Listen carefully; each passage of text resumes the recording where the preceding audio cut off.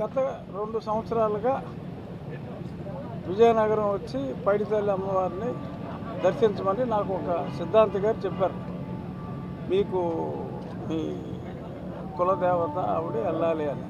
ఇప్పటిదాకా ఎవరు చెప్పాలి. అప్పటి నుంచి నేను రావాలనుకున్నా, కానీ నాకు అమెరికాకి అంతే వీసా ఉంది, కానీ ఇక్కడికి లేదు. ఎంపీగా ఉన్నప్పటికీ కూడా రాలేకపోయా. ఇప్పుడు గత ఎన్నో నెలలుగా ప్రతి 3వ మంగళవారం నా పేరు మీద పూజలు జరుగుతున్నాయి. చండీ హోమంలో నా పేరుతో గోత్రనామాలతో ఇవాళ ఇక్కడికి రావటం, అశోక్ గారిని కలవటం నిజంగా నాకు ఎంతో మర్చిపోలేని రోజు. నాకు ఈరోజు ఎందుకన్నా కొన్ని అనుకునేవి జరగవు.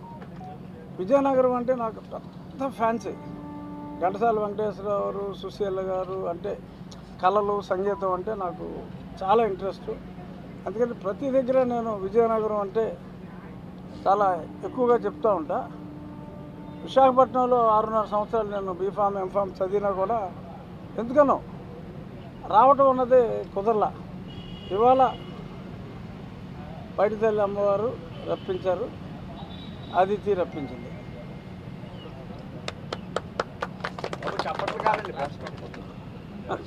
పార్లమెంట్లో మీరు అనేక సమస్యలు ప్రస్తావించారు. కూటమి అధికారంలోకి వస్తే అసెంబ్లీలో ఏ విధమైనటువంటి సమస్యలు పరిష్కారానికి మీరు చొరవ చూపిస్తారు?